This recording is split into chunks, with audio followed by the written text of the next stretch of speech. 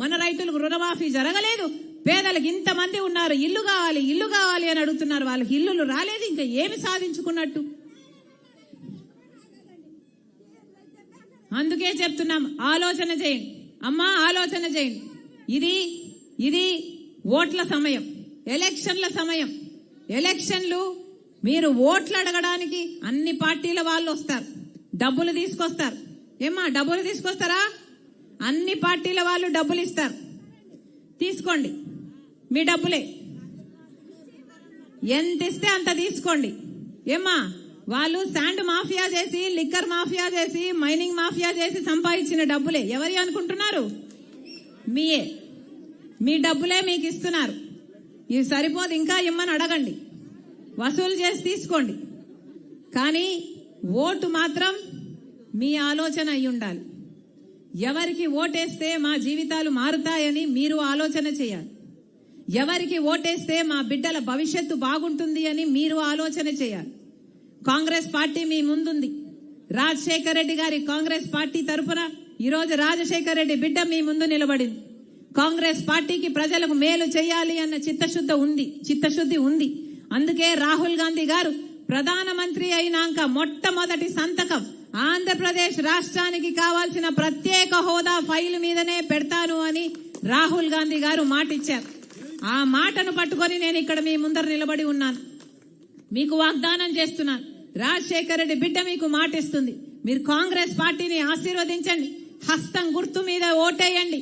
ఈ హస్తం గుర్తు మీకు అభయ హస్తం అవుతుంది. మీరు ఆశీర్వదించండి.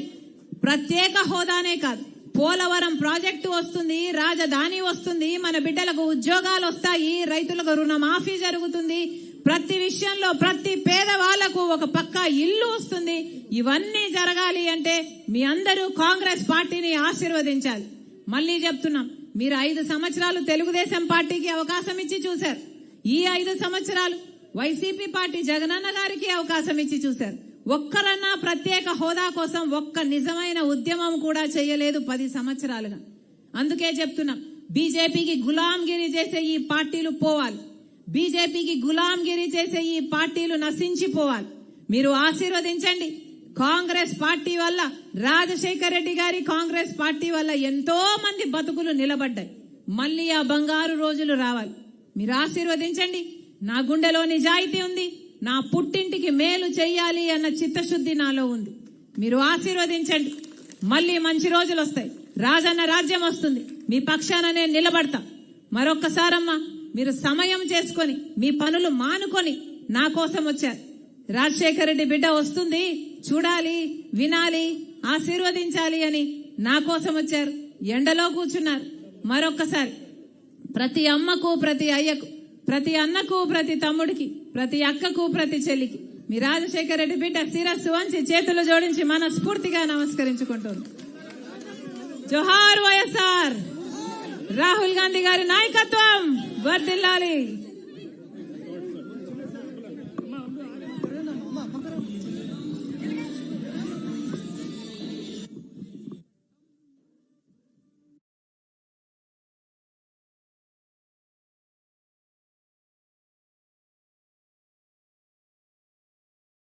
ఒక్క అడుగన్నా ముందుకు తాకట్టు పెట్టారు. ఆలోచన చేయండి. 10 సంవత్సరాలైందే మన రాష్ట్రం ఒక్క అడుగన్నా ముందుకు వేసిందా?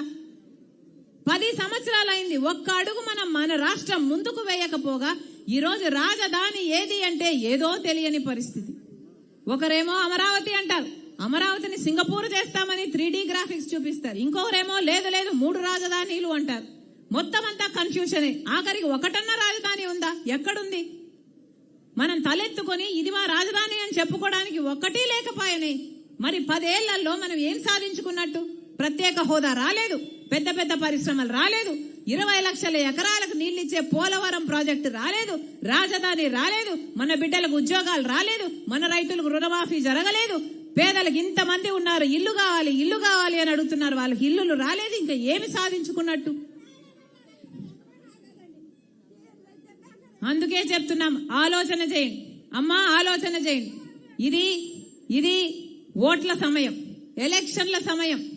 ఎలక్షన్లు మీరు ఓట్లు అడగడానికి అన్ని పార్టీల వాళ్ళు వస్తారు, డబ్బులు తీసుకొస్తారు. ఏమ్మా డబ్బులు తీసుకొస్తారా? అన్ని పార్టీల వాళ్ళు డబ్బులు ఇస్తారు, తీసుకోండి, మీ డబ్బులే. ఎంత ఇస్తే అంత తీసుకోండి. ఏమ్మా, వాళ్ళు శాండ్ మాఫియా చేసి, లిక్కర్ మాఫియా చేసి, మైనింగ్ మాఫియా చేసి సంపాదించిన డబ్బులే. ఎవరి అనుకుంటున్నారు? మీయే. మీ డబ్బులే మీకు ఇస్తున్నారు.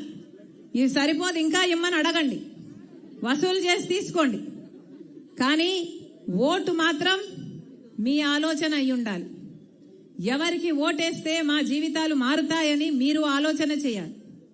ఎవరికి ఓటేస్తే మా బిడ్డల భవిష్యత్తు బాగుంటుంది అని మీరు ఆలోచన చేయాలి. కాంగ్రెస్ పార్టీ మీ ముందుంది.